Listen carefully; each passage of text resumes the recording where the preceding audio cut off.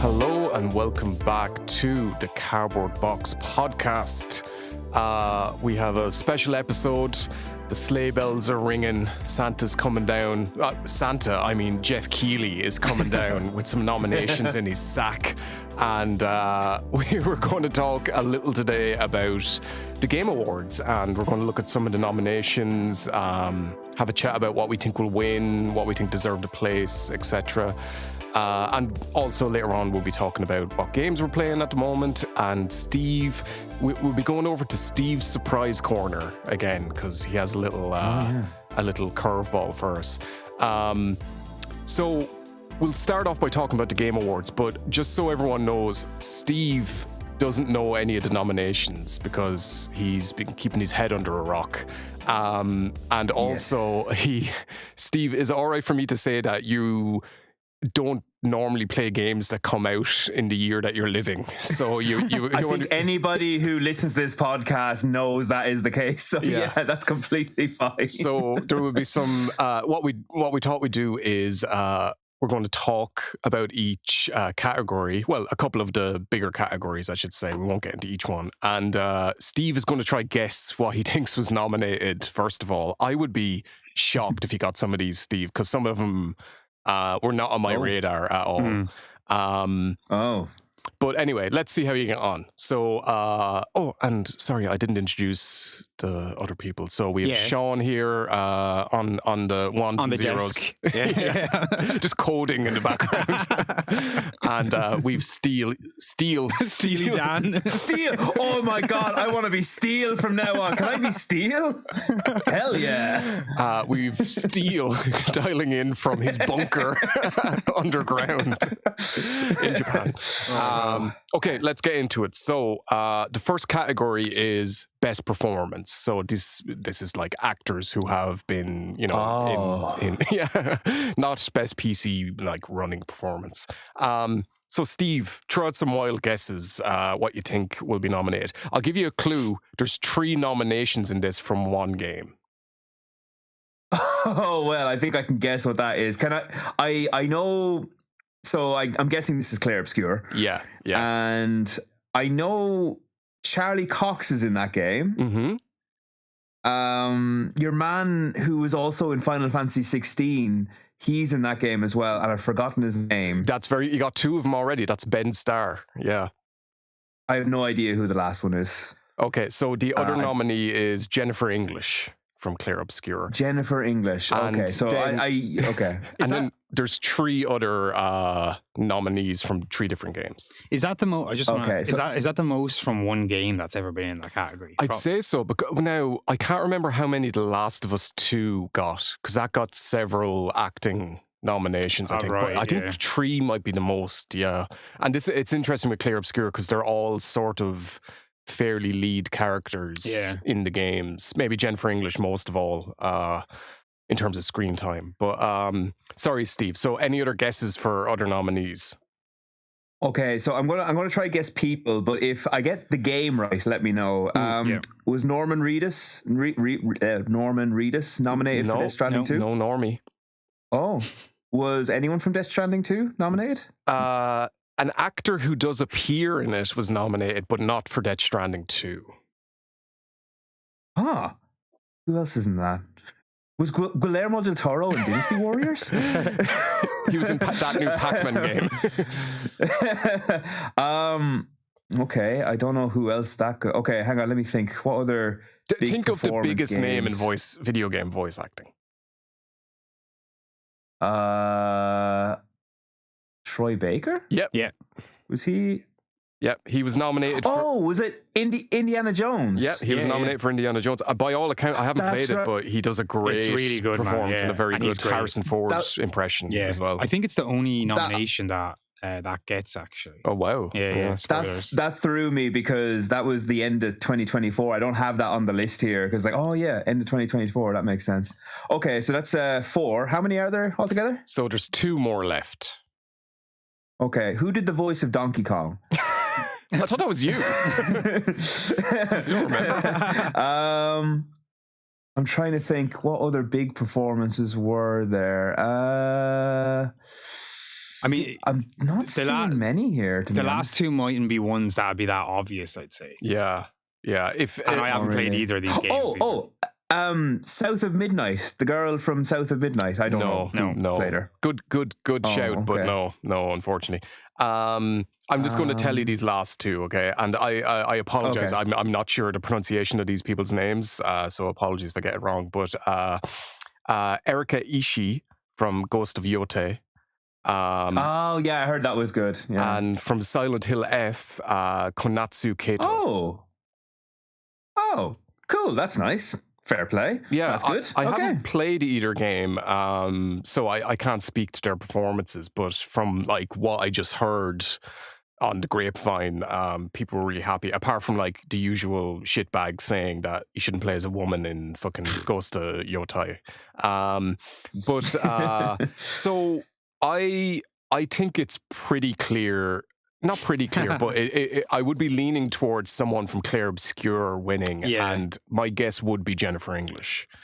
Same. I feel like Troy Baker could take it though, but maybe it's only like because the other performances in Claire Obscure are amazing as well, so it's kind of stacked in their favor. I think they're generally all like really good. That's the only game on this list that I've played, unfortunately. But they all do a pretty good job. I think one thing going against Troy Baker is just familiarity. He's won the award before, as far as I know, and he's probably got the record for nominations at this point, I'd say, as well. And and Indiana Jones didn't make quite as big a splash as people thought it would.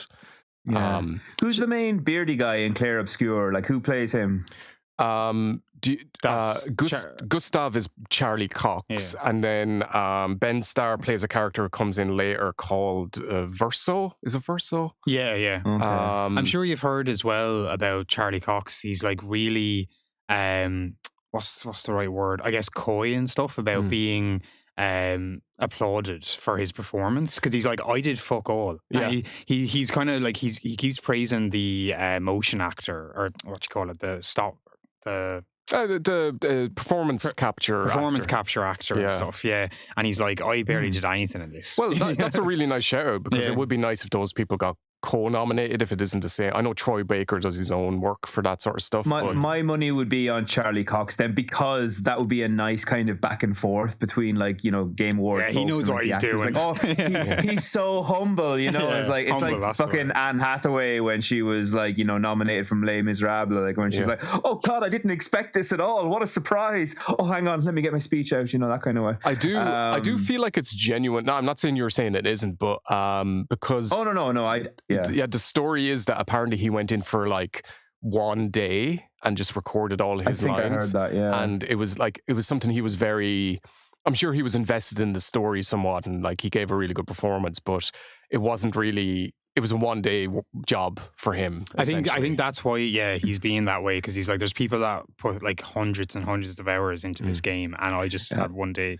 Whereas I think Jennifer English was actually from what I've read, I may have some details wrong, she was part of the writing or story construction, at least from an early stage, and she maybe helped direct the other voice actor performances as well, so was a central part of keeping everything cohesive. I might have some details wrong in that, but I do know it was more than just she came up and did a voice and then left. Cool. My money would still be on Charlie Cox, just because I think Healy wants to be like, this guy's a real actor in the real world as well, you know. But he's like, you know, dropped into video game land for us, so that'd be what my money's on anyway. Is there any other games that came out this year that you thought would have gotten a nomination or think should have been up there? I do think your man who did I can't remember his name now.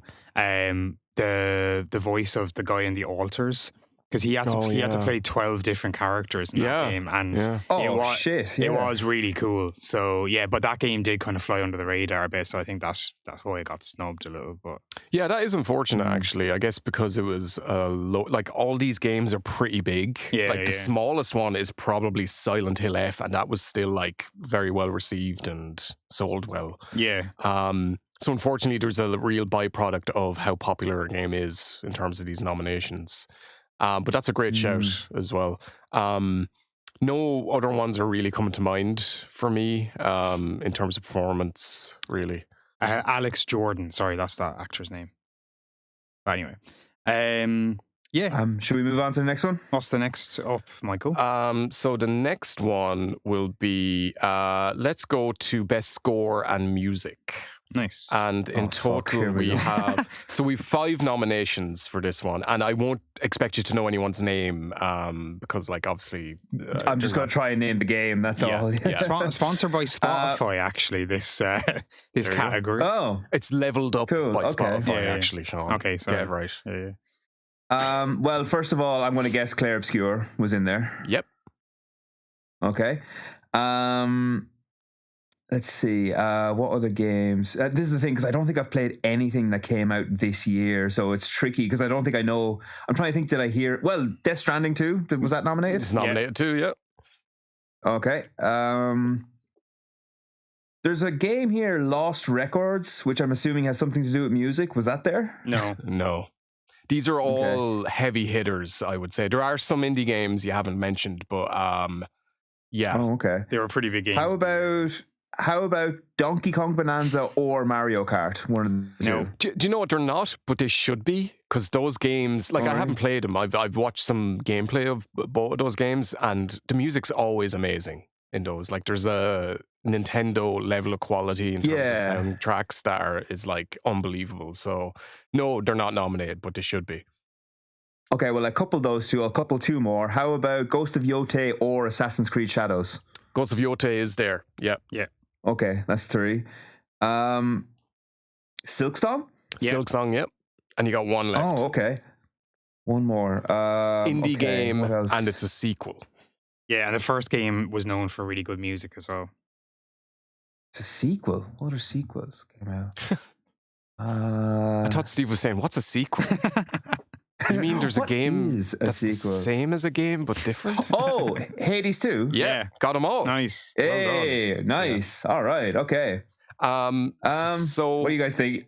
Like, I remember the music being amazing in Death Stranding 1, but I think a big part of that was licensed music as well. I thought it was used really well in that sort of classic Red Dead sort of way where... Well, the category is score and music, isn't it? So it's score and music. So I guess, that can be taken as part of it. I think it's sort of underrated, the original score in Death Stranding. It does a really good job and is very cinematic, but not... It can lean into Hans Zimmer derivative sort of big noises at times, but I thought it was pretty good. I don't think it'll win necessarily. Again, my vote would be, I'll probably be a broken record today, would be Claire Obscure. Yeah, it did have some really... Sorry, go on. Oh, no, you go ahead there. No, I was just going to say, it did have some really good, like, set piece moments with the music.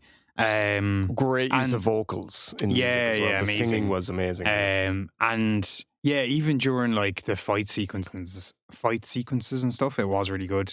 I'd probably say though, and I haven't played it, but just going off the first game, I think Hades 2 might have a good chance as well. Yeah. Sorry, go ahead, Steve. Sorry, Michael. Was Silksong's music really good? Because I listened to like occasional tracks and I'm like, it was moody and atmospheric, but I don't know that much about, music composition, but I didn't really feel like it was mind blowing or anything. Do you know, I've gone back and forth on this, and it's not as immediate as Hollow Knight's music. Hollow Knight had like a sort of a tone that was consistent throughout all the music in it, even though it would change up things. It all felt part of one piece in a way, and it sticked quite closely to that sort of atmospheric, sort of morose, not morose, but downbeat atmosphere, and it was perfect for that. The thing that Silksong does really well is its variety. I think it uses a lot more varied instrumentation. The recording quality is a lot higher, and it goes for different things. The thing about Silksong is, in some sections, it's actually the sound design that's more prominent than the music. So there might be like a really low level bed of atmospheric music. But then the sound design, the wind in the background would be trying to give you that atmosphere, which I think is a really brave choice. I absolutely love the Silksong score. I would love it to win, but I think Clair Obscur has got so much momentum behind it, and it's such it's a really like bombastic score as well. Like, you know, when they do that medley in the end of the Game Awards where they play a bit from each game, that's going to that's going to be class. It's going to be really big sounding. Silksong is more like, there's a really good team it has for one of the first areas you go to, but you hear it a load of times, and it's not until like your 10th time going through that place that it really clicks how good the music is in that area. And it's very understated and ambient, but it's like really expertly composed, I would say. Nice. So yeah, I would love Silksong to get it, but I think Clair Obscur and like Clair Obscur's soundtrack is amazing. It's a little inconsistent, I would say. There's a couple of like techno sounding ones that are a bit cheesy, I would say. But when it's sticking to the more classical leaning stuff, it's amazing, I should say. I'd say you're probably bang on the money with that, really. It's going to be interesting to see how many awards they walk away with for this. It probably will be a record. It will be a lot, I'd say. Yeah. I'm looking at Tony Hawk's Pro Skater 3 and 4 came out this year, and it's like, man, they could have actually thrown that in there with some of the class songs. I think you're right, actually. I think Donkey Kong Bonanza, it's surprising that didn't get a nomination, because the little girl in that game, like, isn't like there's a central mechanic where she sings songs throughout. I've been listening to some of it, and it's like, this is really, really good. But I guess it's just, I don't know, how it's all put together might not be that great. I don't know. Yeah, the thing is going into these awards is that like it's been such a stacked year for games. It's crazy. It's crazy how many like amazing games have been out this year as well. So I think it's just inevitable that some things are going to get snubbed. But no, I see what your point though, Steve. Yeah, I think there's definitely with the Game Awards as well, there's a bit of like favorability, I guess, for, you know, kind of a bit of rubbing shoulders going on, you know, wink, it's not even a bit, man. It's exactly. So unfortunately, that's the way it is, and the fact that like there is the players' choice votes or whatever, but then it's mainly the game's media and press that kind of decide the nominees and the winners. And I think, oh shit, it's definitely. I've been looking through the list here, and one game just jumped out at me, and I'm really shocked this didn't get a nomination. Was the new Katamari game, because the music in those games are always phenomenal. I'm really surprised that didn't get a nomination now.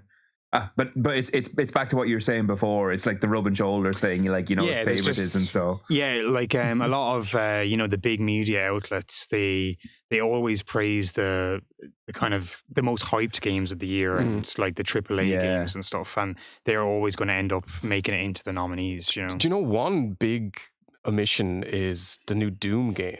Because normally that's like, I think the last two have been nominated, but this isn't a Mick Gordon joint. No, and sadly. I didn't hear as many people raving. I'm sure the music's amazing in it, but it is really good, and it's made by a collective rather than an artist. So they're was Andrew Hulshut part of that? Because he did the DLC for the second Doom, and he's he's the guy who did Dusk as well, which Steve hates. But yeah, I remember you talking about. I thought it was mid. I thought it was mid. So I don't know if he's part of a Finishing Move Incorporated. Oh, I don't think so then. Yeah. So they're the same guys. I'm pretty sure they did the soundtrack for the Callisto Protocol as well, and like a bunch of games like that. So they're more into doing I guess like not ambient, but like atmospheric stuff. But they did a pretty good job on like, you know, like the metal soundtrack for Doom the Dark Ages. It's never going to be up there with Mick Gordon, but there were a few good tracks in there. Okay. All What right. is next? Cool. Let's go on to best narrative, and we have 5 nominees here. Okay, well, Claire Obscure. Yes, easy one. I'm going to assume that Death Stranding 2 is in there. Got it. Yeah. Ghost of Yote. Yeah. Oh, okay, doing well. Okay, here's where I'm starting to struggle now. Silk Song isn't in there, is it? No, and I want to talk about that. But anyway, let's keep going. Let's finish the list. Yeah. Okay, narrative games. Okay, what game had a good narrative? There's one in here I don't think you'll get because I just don't think you'll get. It's not Hell Is Us by any chance, is it? I heard that one was okay. No, actually, it went a bit under the radar, but I Yeah. heard some really good things about the way the story's told and that. Yeah. Same. Oh, The Altars. No, unfortunately. No. Okay. One of these is a Kirby game. Air Riders. One of these is a game you're definitely going to play, Steve. Yeah. Silent Hill F. Yes. Yeah. Yeah. Okay. The last Split one. Fiction. No, surprise. Yeah. Actually, a lot of people thought it would get in there, but from what I've heard of the story, it seems really cheesy. To be honest. Oh, really? Oh yeah. Okay. I think we'll just give you the last you're one. probably not gonna You're get not it. going to get it. It's Kingdom Come Deliverance 2. I didn't even know that game was released. Oh, really? There you go. Yeah, I think Is that, it came out I don't early think that's this even on year. this list. I think it came out in like February or March. It was pretty early on in the year. But it was Wow, like okay. raved about when it came out, and apparently it's amazing. So if you're into like those kind of, I guess, Skyrim like RPG kind of game. Really like wide open in terms of your approach and how much simulation it brings as well, apparently. And it's a very long game in terms of story as well.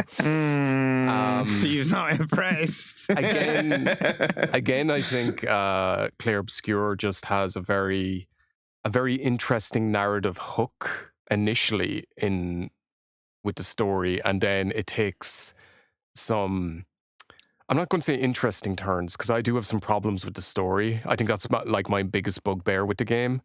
It takes some audacious moves throughout, is what I will say. For me though, like having played it and not typically play like somebody who plays those games, like that's what kept me hooked was the story.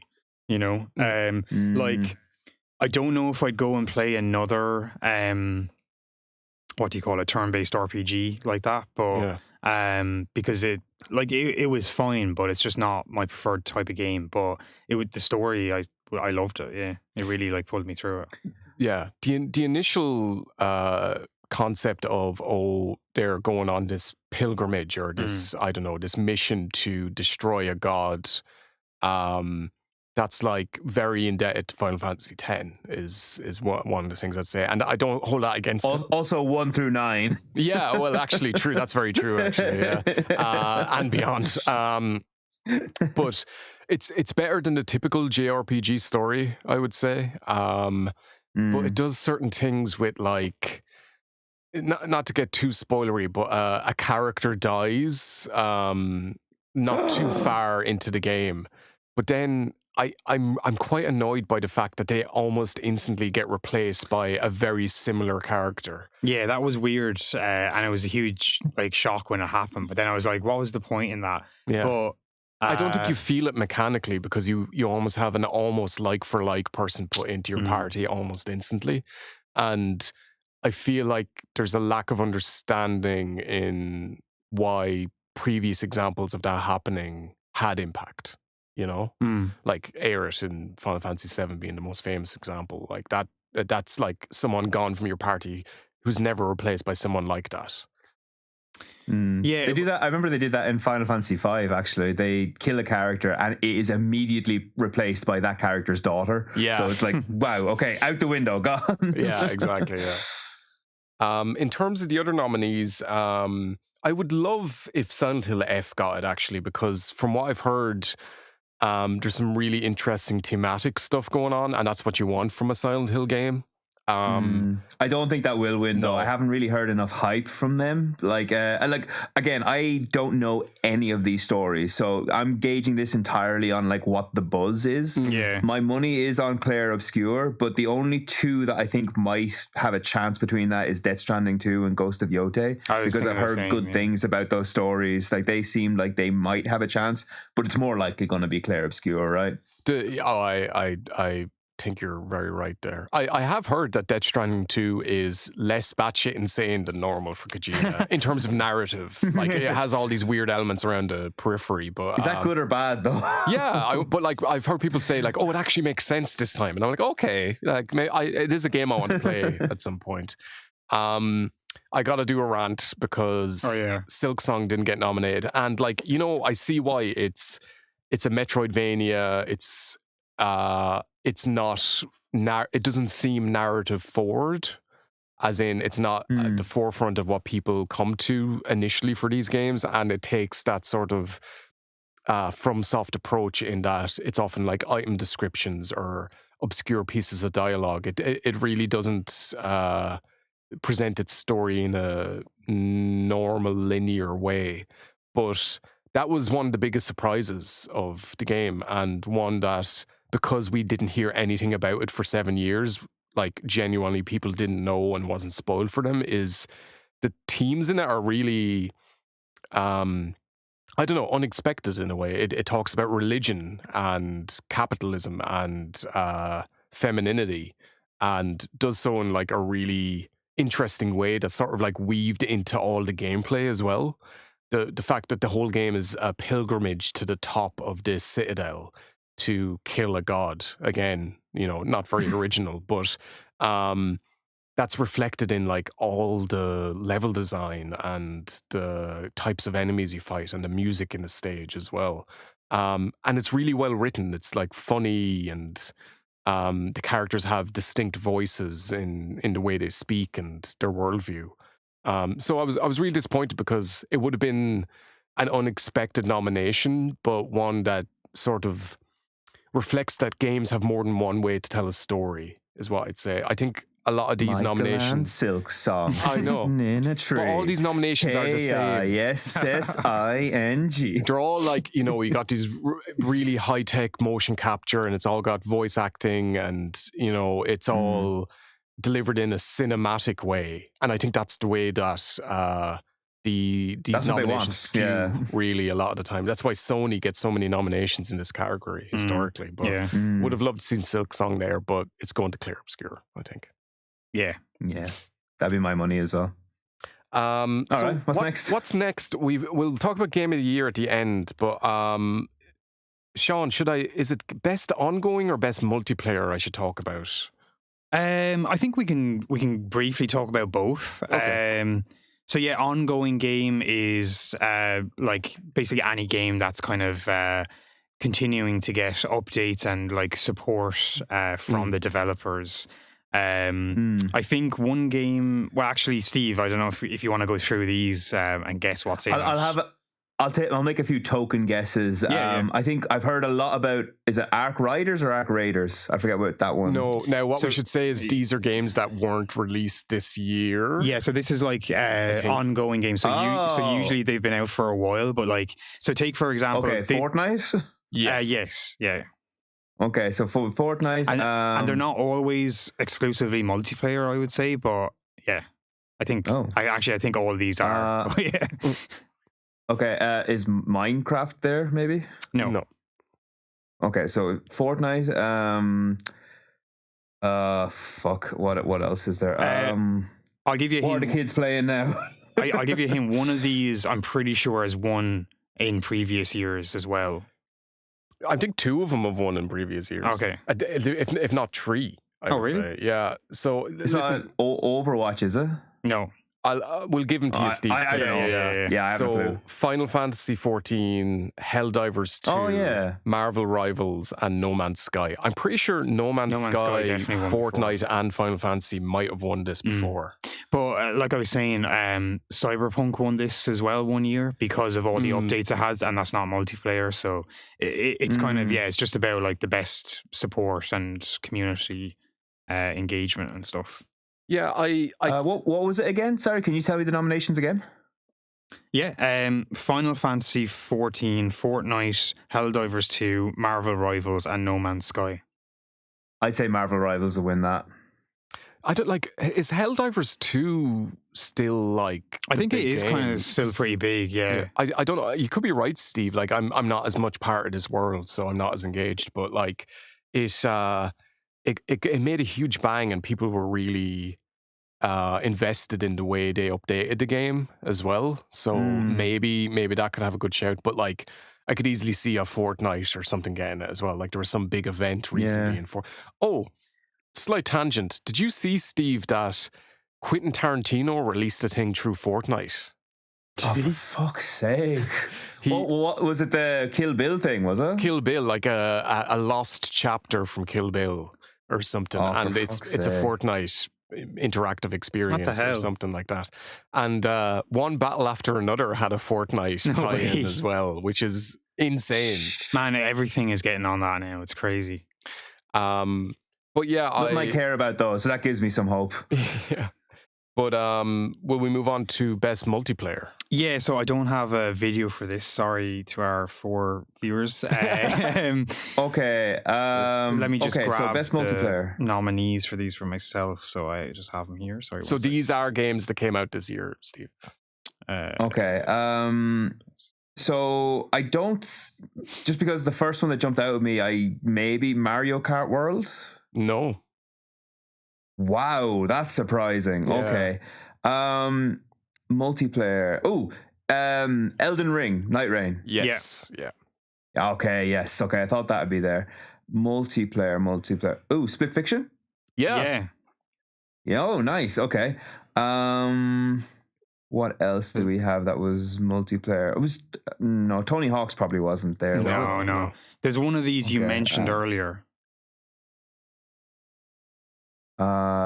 Mentioned earlier. Okay.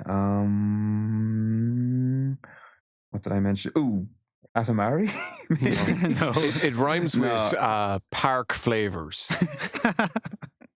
Arc Raiders? Arc Raiders. Yeah. Oh, yeah, I should have known. Yeah, so I remember hearing, okay, so Arc Raiders, Split Fiction, Elden Ring, Night Rain, Monster Hunter Wilds, maybe? No.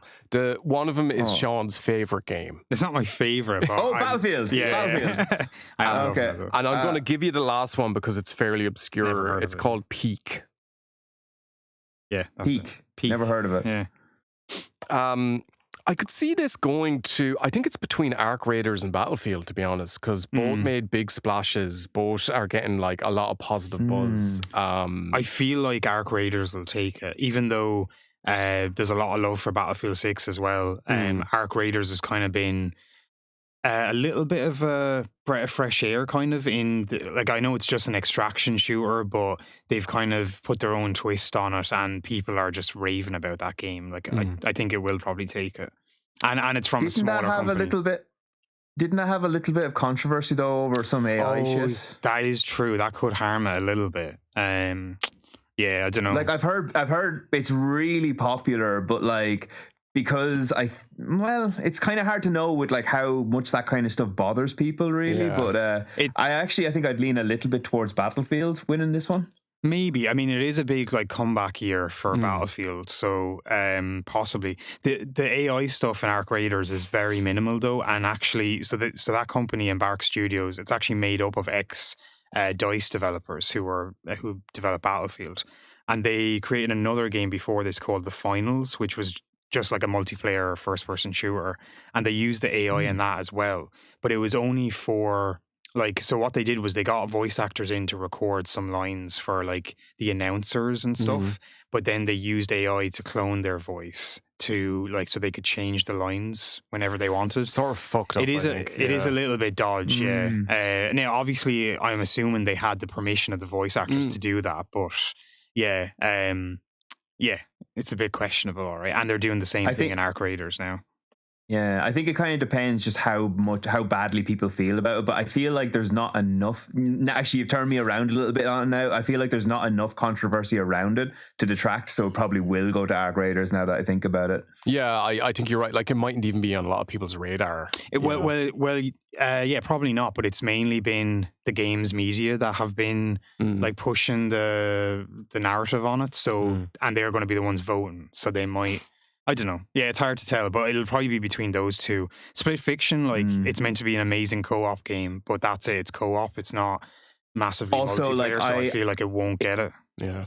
If that wasn't in front of me now, I think I might have even forgotten that existed. It was one of those ones that was kind of a blip and then it disappeared. Yeah, it feels like it was really popular at the time. But, yeah, it feels like the Joseph Fares sort of gimmick is losing steam a little bit, and they need to show something else with the next game, because I've heard like, oh, it's just like It Takes Two, and that was like very similar to A Way Out and etc. So yeah, I feel like the momentum isn't behind them. It was one of the highest rated games of the year, though, wasn't it? It got great reviews. Yeah, it did get really good reviews. I'm just going to check the Metacritic. But yeah, it's just there's no steam. Like you said, there's just no steam behind it, you know. So it's regardless. Yeah, because it's a PlayStation game. 91 on Metacritic. Yeah, it's really high. That's good. Yeah. Okay, so let's move on to the Big Daddy Game of the Year. And we have clips, I think, for all these, Sean. We do, yeah. So I guess, do we want Steve to guess first, and then I'll put up a clip for each one as we're talking about it. Yeah. Well, shot in the dark here now, lads. But would you? Can I guess? Maybe, possibly, long shot. Was Claire Obscure nominated? It's all the nominations actually. They nominated it 6 times just in case, you know. Yeah, that's one. Okay, so Claire Obscure, Death Stranding. Yep. Okay, Ghost of Yote. No. Okay. Silk Song. I forgot that was Silk Song is in there. Yeah. Okay. Okay, what else was big? Have we mentioned all the games so far? You've mentioned 3 of them, yeah. No, so I mean, like, while we've been talking, have we mentioned all the games? You have mentioned yeah, they've all come up in some way, but maybe not all been nominated, yeah. Okay. So I said 3 and there's 6, is it? Yeah. Okay. Let's see. Donkey Kong Bonanza? Yeah. Okay. Blueprints. No, actually, that's a funny one. It did not get nominated, but there is another indie game here, just so you're aware. Another indie. So it said Hollow Knight. What other indies are there?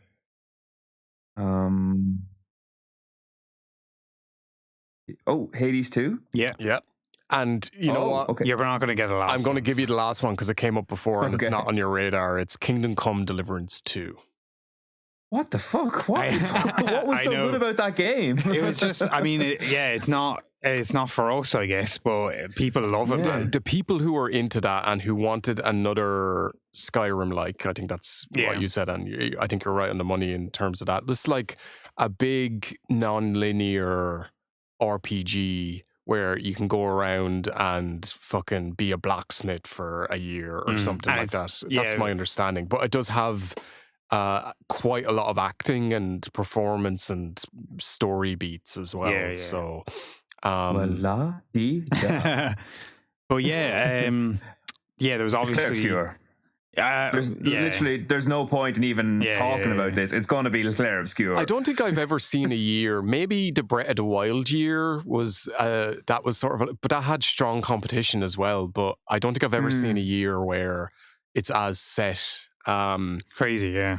Even there was an interview with the Silk Song developers like earlier this week, and somebody said, "Oh, are you going to the Game Awards?" And they're like, maybe." And they're like, "Well, you're nominated for Game of the Year," and they're like, "No, Claire Obscure is getting Game of the Year." And they made a really good point about why Silk Song wouldn't get it, and they said Claire Obscure is a great game and it's very palatable as well, whereas Silk Song really rubbed some people up the wrong way. Because of the difficulty. I mean, stuff? Yeah. Silksong is the only other contender I think could do it, but it's got so many things against it. A, with the difficulty, and B, with the fact that it's a sequel to a game that's very similar. Yeah. And C, the fact that it started out as DLC, and I think that might kind of irk people a little bit. Like, it's got all those things against it, whereas Clair Obscur is completely new property. It's kind of an underdog story, indie developer. You know, it's a win for that. Like, there's no way anything else is going to win. I think you've hit the nail on the head. It's the narrative around Clair Obscur as much as the quality of the game that I think is going to just propel it forward, because it's a story, like you said, of a small developer. I think in some ways it's been overemphasized how small the development team is, because they had a lot of external people working on it as well. So it actually was a bigger team than initially thought. But that aside, even the narrative around it's a big JRPG turn-based style game that resonated with people, and it seems like there's a lot of talk around, it's revitalizing the genre, and it's a opponent for Final Fantasy, and maybe other big developers in Japan will start doing turn-based games again. Like, it's been quite momentous that way, so it's hard to see anyone going against that, really. I'm glad Nintendo got their token nomination as well. I've heard nothing but good things about Donkey Kong Bonanza. It's a shame they've only won once, which I was surprised to hear. Breath of the Wild was the only game that's won Game of the Year from Nintendo. Yeah, wow. as long as the Game Awards have been in its current state, anyway. Because I guess they don't make that's the thing we keep saying. There's certain types of games, much like the Oscars. There's certain types of movies that win Oscars, and I think the same is true for games as well. Can I just interrupt very briefly to say that we have someone who has written in a Sahil Sajwan, who's like, hello, shout out please. It's like, hello. Yeah. don't know if you're still there, but thanks for listening, man. Yeah, cheers, man. Really appreciate. Hope you're having a good day, and let us know what you think. Thanks for listening. Let us know who you think is going to win Game of the Year. Send us a super chat if you like. I hear we get money from that. Yeah, we're not set up for that. We probably don't have it. It goes to YouTube's bank account. Just put money in an envelope, leave it at fucking King's Square. What's the name of it? Some place in London. The London Eye. Leave it on the London Eye. Buckingham Palace. You guys can go pick find it up. it. Don't there worry. you go. Big grand. So we also got Hades 2 there. I played a little bit of Hades 1 and could get why it's cool, but I do bounce off roguelikes a bit. But this studio just seems to bring out like banger after banger. Like they're really, and they do meld narrative and gameplay very well. It's not like it's weighted towards one. As a complete game, it does seem to be quite popular and well received.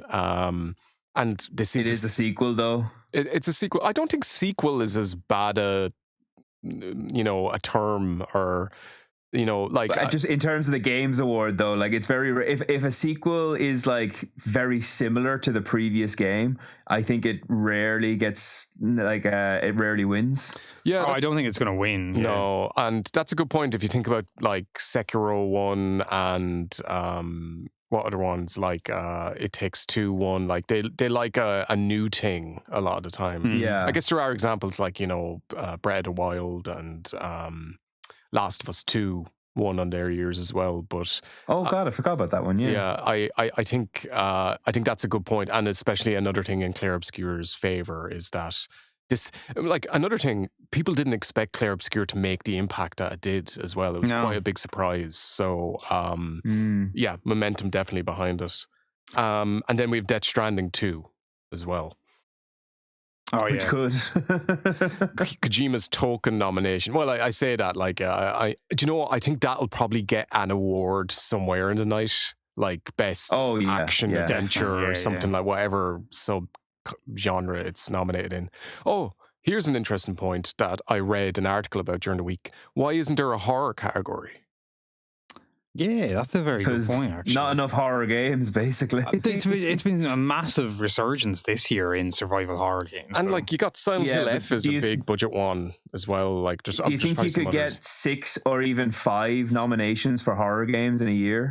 Maybe not every year, yeah. You'd have a lot of like random jump scare Steam games in there. They could, which I'd be down with, but I just don't think many people would go for it. Yeah. Yeah, I was just thinking, like, could they combine it with anything else? Because you know the way, like, they have racing and sports mixed together. Best horror/racing game. I think would be great. Man, that's a fucking great idea. What's the closest we've gotten in that subject? Twisted Metal or something? Yeah. What? Tumper. Oh, that's a great example, actually. It's not really racing, but yeah. Oh, sorry, genre police over here. There's one other category that I wouldn't mind touching on, if that's cool. If we're done with Game of the Year, yeah, that is cool. Okay, awesome. I don't have a video for this, but Steve, so there was I don't know if you heard, there was a little bit of controversy around the debut indie game. Oh, I think I did hear about this. Someone was like, "This is not my debut game," or something like that, wasn't it? Yeah, like Mega Thump or something. What was it? Something Mega Bonk. Yeah. So that was it. Yeah, first of all, I wanted to see, do you want to guess what's in the category, or do you know already? No. I think let me see. So that's one of them. Actually, oh yeah. Is Claire Obscure in there? Yes. Yeah. Oh my god! So but I'll let you continue before we talk about that. Well, Blue Prince was a debut game, wasn't it? Yeah, Blue Prince is in there. I think it's the only nomination it got, but it's there. Okay. And then debut game. You might get one of the other ones. Okay. There's only 5, by the way. Okay. Kingdom Come Deliverance 2. No, the 2 would mean is not a fucking debut. I don't know. What are the other 2? Okay, so Dispatch, which you might have heard of. Oh yeah. And Despelate, which I never heard of. Not sure what that is. Don't know that one. But anyway, so yeah, the developer of Megabonk came out and said he was withdrawing from it because he has made other games under other pseudonyms, and he had just created a new one to make this game. So yeah, he withdrew, but now a lot of people are like kind of giving out that Claire Obscure is still in it because they're all ex-Ubisoft devs. Well, not all of them, but a lot of them are. But like, I don't think it's bad for that reason, because I think if you go and form a new studio, then I think it's fine. Like if Double Fine had been nominated for Psychonauts back in the day, I'd be like, that's grand because they formed a new studio. Yeah. But I think the point is though, you usually look at this category and like some of the other games that are in it, and you think of solo devs making their first or small game. teams. That's the thing I'm not as fond of, is that like Claire Obscure had a lot of money behind it. Yeah. Even if it did start very small, eventually like they had a fairly big budget, like not comparable to like a Ghost of Yotei or Death Stranding, but like, you know, probably more than does 3 other games combined potentially. So I do think because of all that they're not going to win this. It might go to Blueprints. I think it should be Blueprints. My money would be Blueprints. Yeah, I think it'll probably be Blueprints. Maybe, I know Dispatch has a lot of hype behind it. I don't know who the team is behind that, but so I'd say I think they're Telltale, aren't they? Aren't they like ex-Telltale staff? It's quite like Telltale, maybe. but I think they are ex-staff. I think they might be ex-Ubisoft staff. Oh, here we go. So it's all Ubisoft staff get fired or leave and then go make these amazing games. But I wouldn't be surprised, especially since my money would be on Blueprints. Yeah, especially since it didn't get nominations in other categories where people thought it would. Yeah. I bounced off the game, but I can see how it's the design is amazing and would appeal to people, but I didn't really stick with it just because the random element of it didn't appeal to me, to be honest. Yeah. But yeah, so that's all about the Claire Obscure Game Awards, sponsored by Claire Obscure. Do you know what? Just on that, because you played it as well, Sean, I didn't love it as much as everyone else, I have to say. Like, it just didn't. I think as a whole, it didn't. Individual elements are really good, like the music and the combat system's great, but altogether, it just didn't like leave me with the same feeling that some other games would have. Fair, yeah. I guess like you've a lot more experience with those types of games, so you've had a lot to compare it to, whereas I didn't. And I already kind of said it's not my type of game, but I did enjoy my time with it. And I think it was the story that kept me going with it. Because like towards the end, I was a little bit, I was just kind of like, I was barreling towards the finish rather than exploring everywhere, you know? But yeah, I thought the story, the way it ended and stuff kind of did throw me a little bit and annoy me in a way as well, because I kind of felt like it was a bit of a not a cop out, but it was their way of like I guess extending the universe and stuff. But also it takes the motivation out of it in some ways. But then like it's got a thematic, metaphorical motivation as well. Like we have to talk around all these things because we don't want to spoil it. But if you ever get around to playing it, Steve, I'd be interested to hear your thoughts, because like maybe I'm being too negative on it. I don't know. No, I think Sorry, I do like jumping into games like well after they've been, hyped up, like, and everyone's kind of forgotten about them. So it's kind of nice to go into it that way and be like, okay, I'm just judging this on like its own merits now. So it will be good to do that probably in 3 years, or 5 years, 10 years, whoever. I still think like it was a really amazing debut game from this studio, and it does deserve a lot of the awards it's going to win, I think. And like the performances were amazing in it. And also like me, case in point, it drew a lot of people into that type of game who never would have played it probably. Yes, that's a good show. And one of the main reasons I actually played it was on Game Pass day one as well, which made me just pick it up and play. I wouldn't have bought it, you know. That's a strong factor in this as well. Like, as in, if you make that available for people who don't have to invest money in it necessarily, other than their subscription, then you're going to get a lot of people trying it out and converting people towards the genre. So yeah, that's a good shout. Yeah.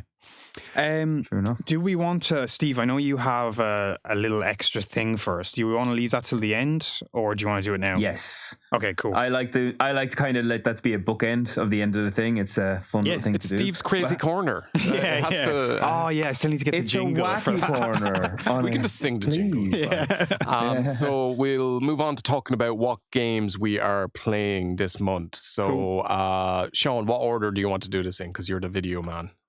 I mean, I think, let me just check. I think you and me have 3, Michael, and Steve has 4. I have 3 as well. No, I've only 3. Oh, you've only 3. Okay. Let me just double check here. Was it you that had 4, Michael? No, I have 3. Okay, we all have 3. Steve, my 4th video is the wacky news corner. That might be what's throwing you. Go first with Steve. Yeah, if you're happy enough, because I'll go first. Then that's you can end on Steve's crazy corner. Yeah, perfect, Steve. No worries. Yay. Sound. Okay.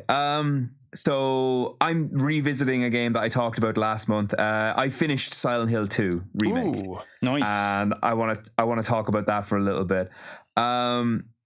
So the thing with Silent Hill 2 is, like most people, I think this is an incredible game. It's really good, really fun. A lot of good things to say about it. But like all the insufferable fans of Silent Hill, I have to kind of add a little like asterisk at the end of it and say like, yeah, but it's because they were, basically copying the homework of the original game. Yeah. So this is the thing. I love the game. I think it's absolutely amazing. I think it's a really, really good horror experience. Like, I think you guys might have seen, like, I had it up on Instagram one stage while I was playing, that I was literally, at one point, my mouth hurt because I was gritting my teeth so hard because it was so fucking scary. There's a bit where you're in the prison level, Toluca prison, and it's hands down the scariest part of the game. And I was just, I actually had to turn the game off at a point and that's something I rarely do. But it was that scary. I really like that they haven't tweaked the tone of it too much. They've kind of stuck with the original vision. One thing I think some people take issue with Silent Hill 2 is that it kind of feels like it falters a bit towards the end. Narratively, like it has this incredible like emotional impact, but gameplay kind of takes a bit of a, kind of takes a step back a little bit and it becomes a little easier. It's not quite as scary. But I'm sure someone has made this comparison before. The way I always assumed what I assume they're doing at this point is they're going through the 5 stages of grief like throughout the game. So like when you start the game, it's hang on, let me just make sure I'm getting this right.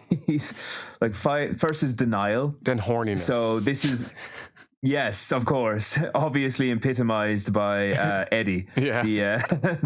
But no, the start is denial, and that's like literally the opening scene is basically James Sunderland saying, you know, oh, I got a letter from my wife, Mary, but she died 3 years ago. It's like, okay, immediate lie. So there's denial. Then you have anger, which is the bit that takes place in the apartment building where like you're fighting a lot of very easy enemies. And like there's lots of points where you're just like smacking them and hitting them with like 2x4s. And also lots of locked doors. And it's very frustrating because you can get lost easily. It's like, okay, there's anger. Then you have bargaining. And that's when you visit the hospital, which is, of course, where Mary would have been, where she's trying to get better. And this is kind of the point where James has the most purpose in the game because he's looking for Laura, who he thinks might have something to do with Mary. He feels like there's something I can do here. This is a point where I can actually, you know, I can work this out with Mary. I can actually, you know, be with her again. Then, of course, you have depression, which starts when I'm ruining the entire game here, by the way. Sorry for spoilers for Silent Hill 2. But, you know, it's quite an old game. So then you have depression, which kicks off, obviously, when Maria is killed and, you know, James goes into like the prison where he has that moment where he climbs down the really long staircase, which Michael, you know all about because you edited the video. But no, you've ruined the long staircase now. No, the long staircase scene is ruined.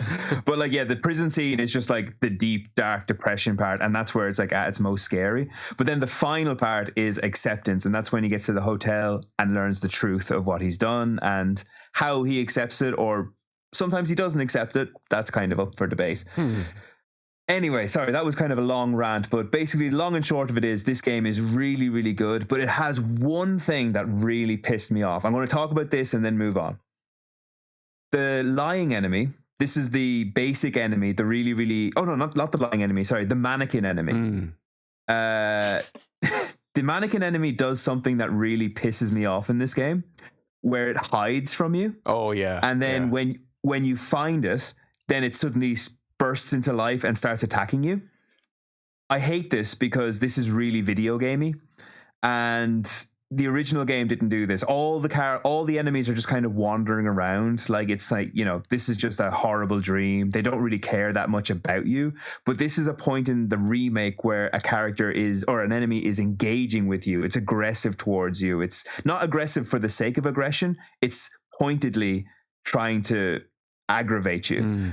And I don't like that. That's kind of a point that to me says, okay, Bloober Team didn't 100% understand what they were doing here. They did a really good job. I'd say like 90% knew what they were doing, if not more, but that kind of annoyed me.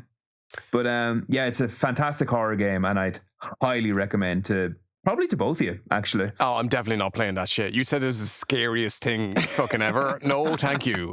Steve says that. It's like... Yeah, just the prison scene, which what you're seeing now on screen, and it is good. It's really good. I also, just a quick side note, there's a boss in this, the Abstract Daddy, who I always really, really liked in the original.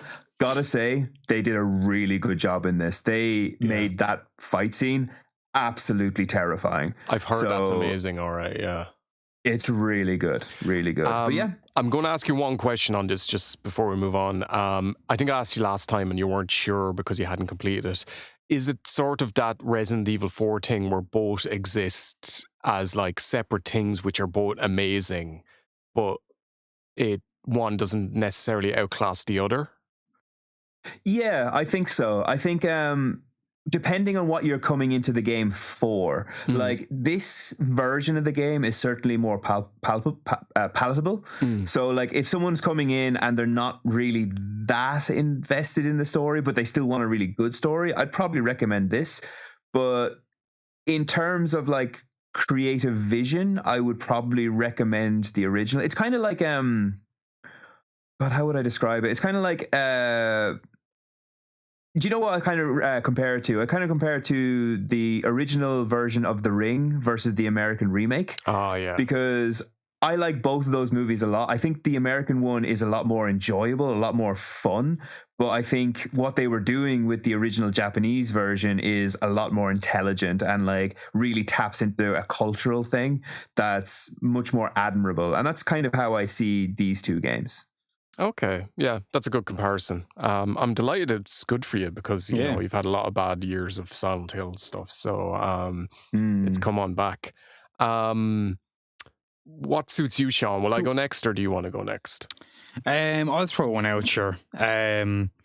So fuck you, Michael. Yeah, so thank you. I was being polite, but anyway. So yeah, to continue on. Fuck's sake, where's yeah, sorry. This is why I was offering to go. I'd still have to do this. Hold on. So I've been playing Chronos: The New Dawn. So continuing the blooper team. Nice. I'm very early on in it still, so I don't have like loads to say, but really enjoying it so far. It's giving like a lot of kind of Dead Space vibes. It is like a sci-fi setting. I haven't looked up too much on the story because I don't want to spoil it on myself, but the general idea is you are a clone who travels back in time to kind of rescue or destroy certain people for whatever reason, because they have so essentially it's set in 1980s Poland. And a virus, there's been an outbreak of a virus that is, well, and this is all just my interpretation because I don't know the whole story, but it's like wiped out humanity. And you need to, I'm not sure what time period the present in the game is set, but it's set after like humanity's been wiped out. And 1981, yeah. But there's certain points where you find portals in the game that you can travel back to time just before the outbreak. So in the 80s, and you're trying to either save or kill people who have an effect on the future of humanity, I guess. So yeah, the gameplay is very kind of standard over the shoulder survival horror. Resources are scarce. There's save rooms. There's the enemies are kind of very reminiscent of I'd say Dead Space enemies. You can see in the trailer here, they can merge together and they become harder to defeat. There's cool. There's like ranged enemies that spit like acid at you, which is very Dead Space. And they can like a lot of the ones I've been finding so far have just been kind of on their own, but there's been a few rooms I've come into where you're locked in and then they just start swarming you, and there's like red barrels you can use to blow them up. So all very standard tropes kind of like more action horror stuff, I guess. But saying that, there's been like plenty of periods of quietness where like I'm traveling for like 5 or 10 minutes with no enemies and stuff, and I'm just looking for resources. It's very cool, very atmosphere heavy, and yeah, just really enjoying it so far. I can't really say too much more because I don't know much more. I'm just like, sounds good kind though. of figuring out. It's very cool, and it got pretty highly rated, I think, when it came out, even though it didn't like it did kind of fly under the radar a little bit, but I think it was just because there's so much released around that time. Oh wait, what's that? Another horror game that came out this year that could have been in a horror game category? But are they a Polish? Are they, the two nominees? Are they a Polish studio from the same producer? By the way. Oh yeah. Well, I guess Silent Hill F wasn't Blooper, but yeah, they are. Yeah, Polish, that's interesting that they set it there. Actually, it might be more culturally, I don't know, resonant maybe. Yeah, I mean they did the same because I just finished The Medium recently, and that was set in Poland as well. Okay. So yeah, no, it's cool. I'm probably gonna play this game, but I don't know what it is. Something about it just doesn't work for me. Like I'm not excited to play it at all, even though like there's lots of stuff that I could get excited about. Like I like the idea of enemies merging together, and it looks creepy and all that, but it's just something about it's not appealing to me. So I don't know what that is. I'll probably wait. It'll be one of those ones I think I'm going to wait until it becomes free, maybe like I did with the Callisto Protocol or something. Yeah, did you play that in the end? No, I never got around to it, but I'll get to it someday. Well, I'll let you know how it goes for me, Steve. Like, by the time we do the next one, I'll hopefully have finished it, or I played a lot more anyway. I am liking it so far, definitely. But yeah, I haven't kind of reached a point yet either where it's like, oh wow, do you know, like it's been all very standard stuff for me so far. You know, nothing's like really blown me away that, oh, this is new, this is different. But yeah, I mean, it's pretty solid so far, I'd say. You know, Yeah. Okay. yeah. Cool. On to you, Michael. So I think my first game is Final Fantasy III, which I finished earlier this month. Wow. And have to say, overall, really enjoyed it.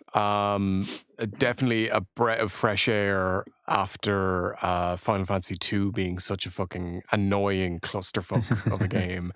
One thing out the gate, I gotta say, is the music is excellent in this game. Like, Really? and Okay. I played the pixel remaster, but you can switch to the original audio for the music, and I did that cool. throughout the entire game, and it was brilliant. Like, it would if I had to rank the music from Final Fantasy games, I think it would be top 5. To be honest, it was Wow, really? yeah, I was blown away by the music.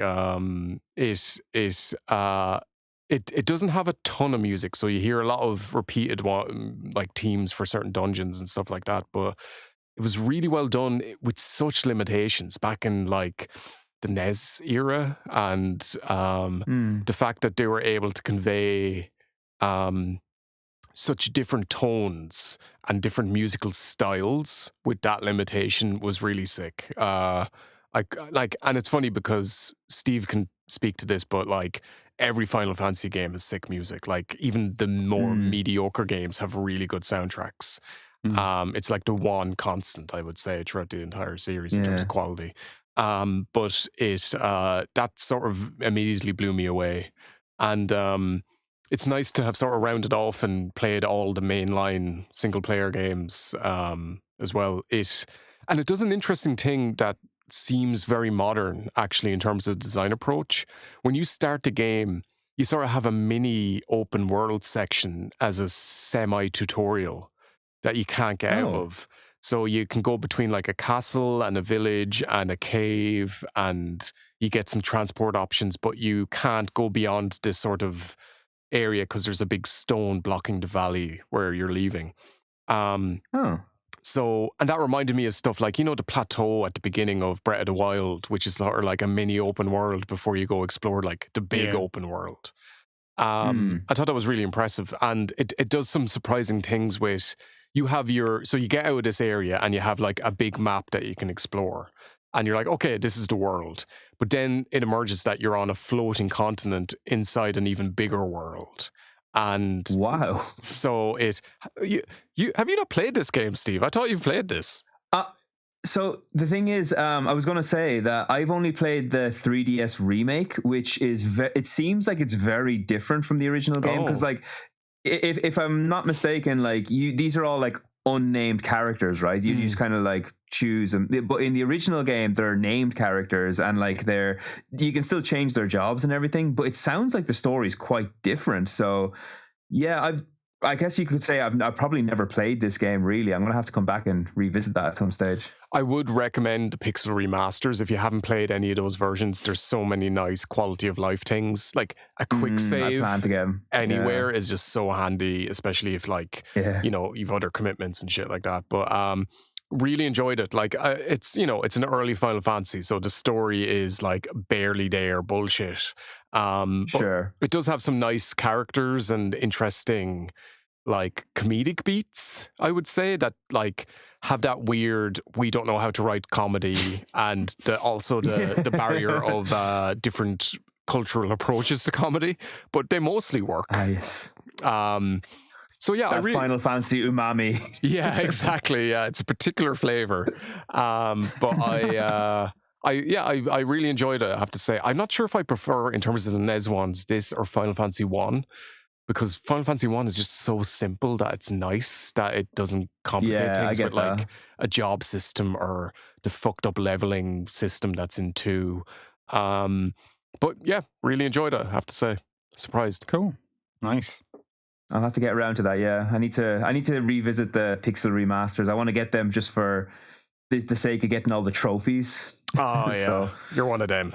Yeah, I am one of them, unfortunately. Right, back to Steve for your second game. Now, I'm going to have to apologize in advance to Sean, because you probably thought you were going to be finishing up listening to Final Fantasy now, but sadly no.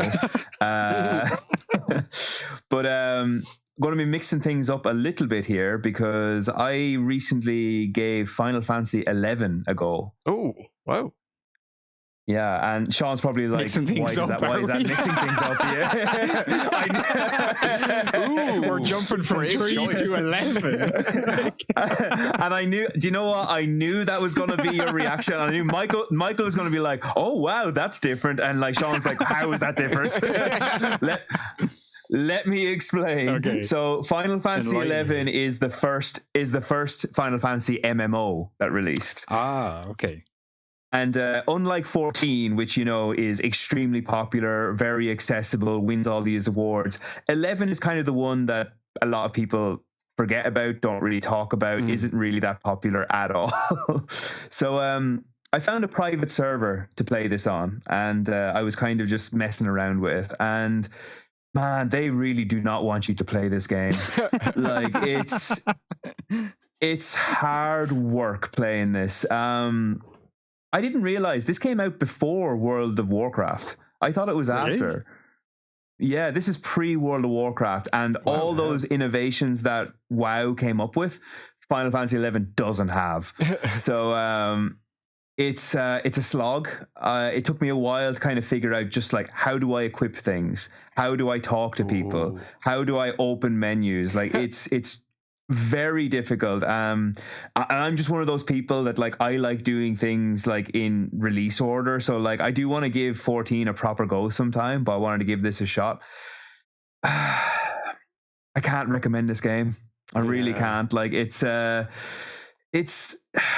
feel like I could get into it. I really do think I could get into it if I could commit about a year of my life to just playing it.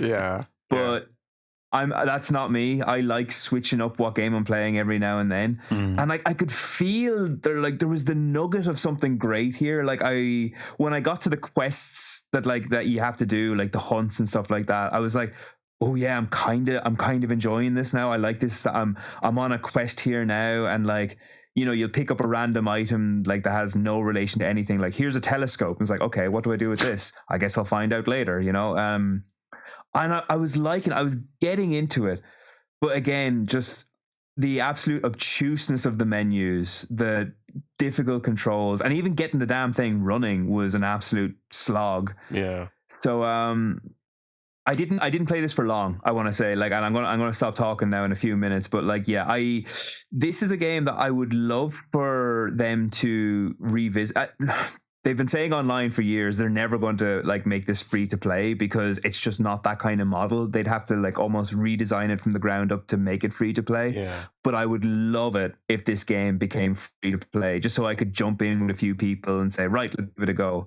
But right now, it's not worth it, I don't think. I wouldn't really recommend it to anyone unless like you're like me, a diehard Final Fantasy fan. And even I gave up on this. So yeah, I don't think I would recommend it. Looking at that combat, it just like, he just running after a rabbit and he punched him once and now they're just looking at each other. And it's like, man, I couldn't do that for like 100 hours. Yeah, no, the combat isn't really fun either. Like, you just like, you're facing each other and it's like hit, wait, hit, wait. It's not really fun. It requires a lot of patience. Again, I want to stress, I can feel like there's something good there. And I feel like if I'd played this back in the day when I had a proper internet, I don't think I had broadband when this came out. Yeah. But like, yeah, it might have worked then, but now I'm just like, unless they revamp it, it's not going to be worth it. And I don't think they're going to revamp it. Can I just ask, so is there, it being an MMO, like, is there still a main story and quest line you have to follow, and then you can just interact with people who are also doing it? Or how does it work? So on the main server, and I want to emphasize, like, I was on a separate private server that had very few people. I didn't see anybody on this server, so I couldn't tell you, like.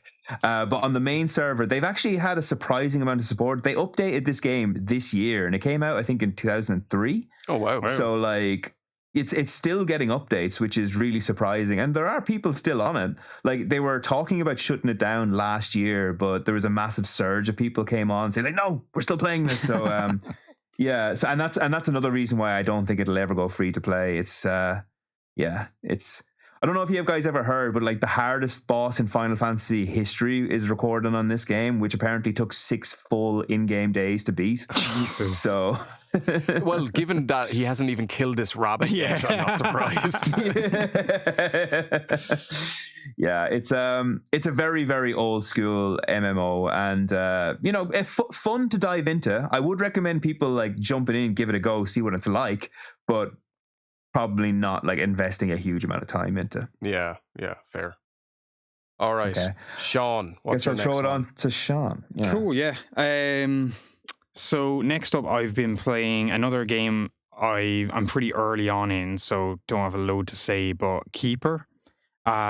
This is Double Fine's latest game. Oh, sick. Yeah, but the Lighthouse. Oh, yeah. Yeah, so it's as weird as it seems. You play a living lighthouse, basically. There's not really much in the way of story, to be honest. You start off the game by the lighthouse. I think it's actually going to show it in the trailer here, maybe. But yeah, the lighthouse kind of... this bird lands on the lighthouse, and the lighthouse like collapses, and then legs sprout out from the bottom of it, and you take control of him. It's kind of cool at the start because he's learning how to walk, so the controls are really awkward at the start. Like, you'll turn left and he'll start leaning left, and you have to counteract it and stuff. Oh, that's cool.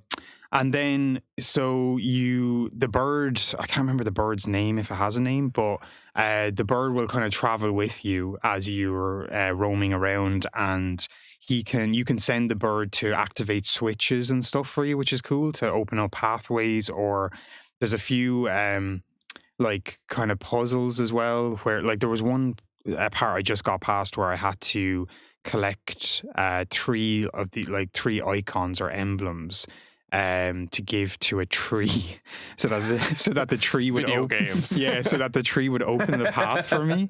But to get each one was in its own kind of like dungeon, and I had to solve a puzzle to get it.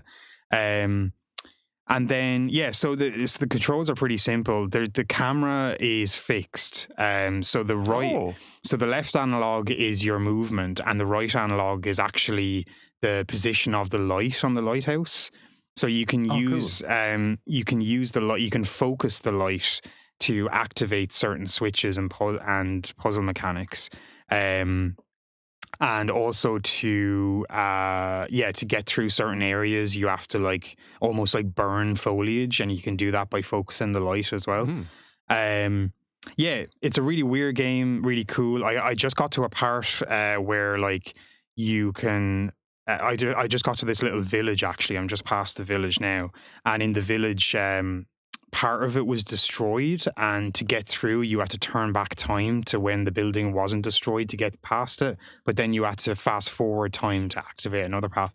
So there's a lot of that kind of thing going on, like just playing with the environment and stuff. But it's really cool. It's a gorgeous looking game. Apparently, it's pretty short. It's only like 5 hours long. Yeah, and I think, obviously story-wise, it's pretty minimal. It's just a fun little Double Fine game, really, you know?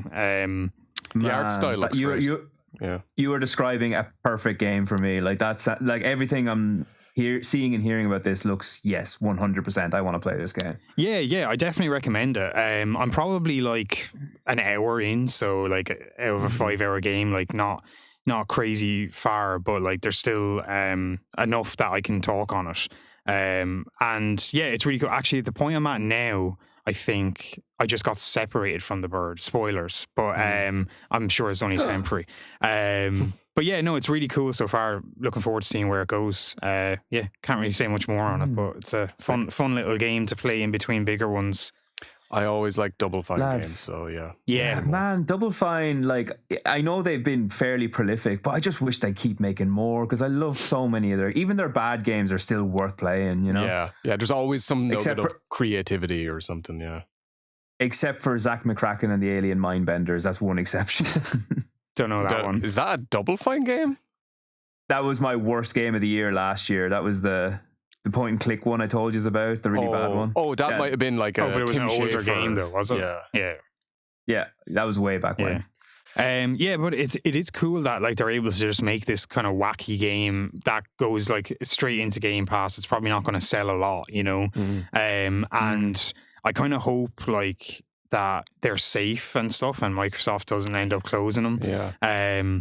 But I think the fact that, like, I mean, what was the last game they brought out? Psychonauts 2, yeah, which I think that was a little under the radar as well, wasn't it? It's weird because it was a Kickstarter one, so they probably got a lot of investment and sales through that. But then it did okay, I think. Okay, yeah. But obviously, just what I'm saying is, like, Microsoft seem to be happy enough to let them just make these crazy, wacky projects. I hope so. And I hope it stays that way, yeah.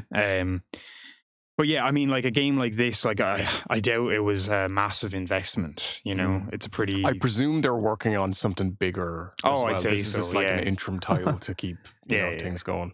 Yeah. Do you know before Psychonauts, they've made a game called Rad. That flopped. I think the Radmobile focused on that. Rad. Yeah, that did really bad though, I think. Yeah, they have a lot of games. Like they had a period where they released like a load of really small games as well, and none of which blew up really. It's mainly been like the Psychonauts factory. Brutal Legend 2, man. Come on. Nobody's wanting that. I wouldn't mind Brutal Legend 2. Or even a remake or a remaster. Take out all the RTS stuff. Yeah. Cool. Give us the game we signed up for, Tim. So my second game is Onimusha 2, which recently got like a semi remaster or a re-release, just like slightly updated. It's a little sharper, runs a little smoother, etc. Have you played the original, actually, just before you start? Yeah, I played that a year or two ago, and I really liked it. More because the only one I'd played before that is number 3, which has like Jean Reno in it, and I really like that because it's just a big, silly camp action game. And it has Jean Reno in it, so it's sick. The first Michael and Jean Reno sitting in a tree. If he was in Silk Song, I just would have come instantly. Keep it family friendly. I would have ejaculated. Why? But I really loved Onimusha 1. It has like a sort of Resident Evil style structure. You're just in one location, and then it's like a big temple or mansion. And so it's sort of similar, like you learn the layout and you backtrack and stuff like that. This one, to a fault, I think, jumps around location a bit more, and you do sometimes revisit locations, but sometimes you just go through them once, so it doesn't have that same sense of place. And I guess they wanted to expand the story and make it more of an adventure, and that's fine, but it didn't really work for me in terms of atmosphere the same way the first one did. The first one's set over like one night, and you're battling against this thing, this demon invasion, and it works a lot better for that. This game also introduces this system that was dropped from subsequent games, like a buddy system almost. So there's 4 side characters that you meet up with, and they can, at certain like pre-described locations, jump in and aid you in battle. But who jumps in is determined by what gifts you give to each person. So you can collect items, you can buy items, you can barter for items throughout the game, and each person has their own likes and dislikes, and you have to figure out what items they would like and would give them, like, I guess, more points towards their affection towards you or whatever.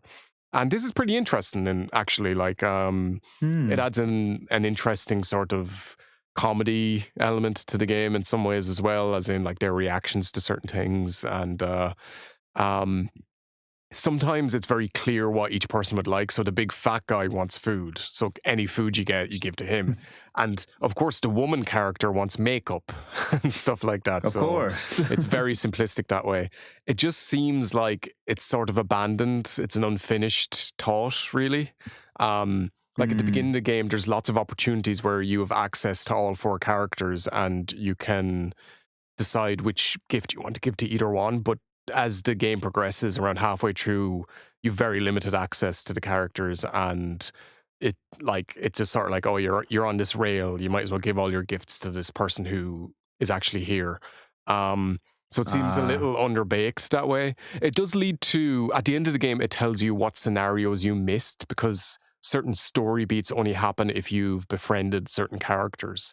So at the end, there were certain sections that I didn't play because I wasn't friends with a certain character. So that's interesting. It means you can replay it, but it altogether wasn't that interesting, but at least it was another sort of gameplay mode for the game to use.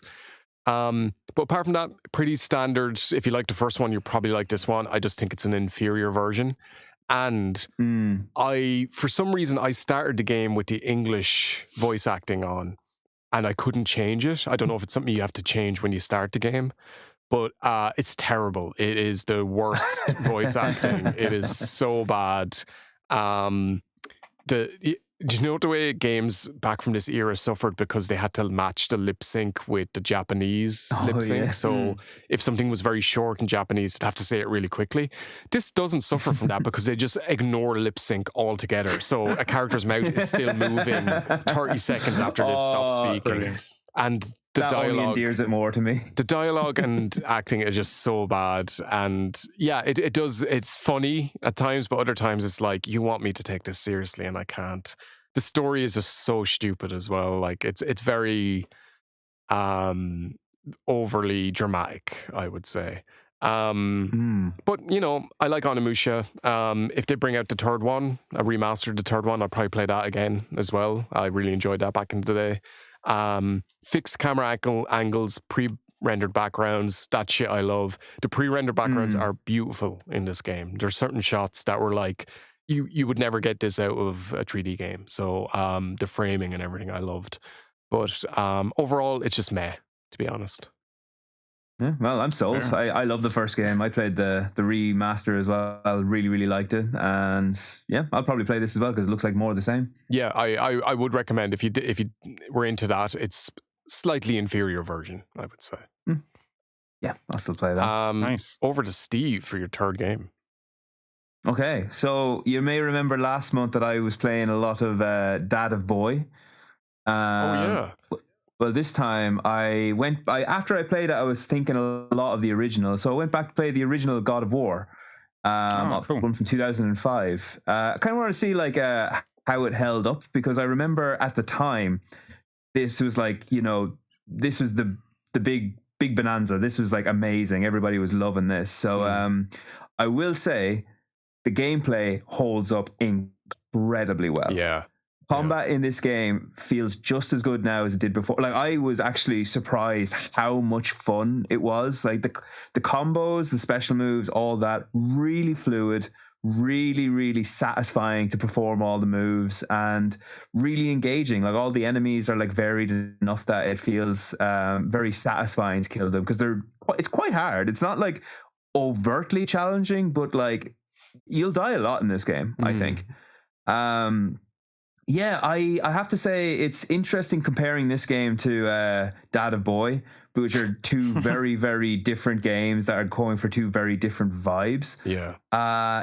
Even though I can appreciate a lot more work went into Dad of Boy, I gotta say, I think this is like just a really nice, complete little package.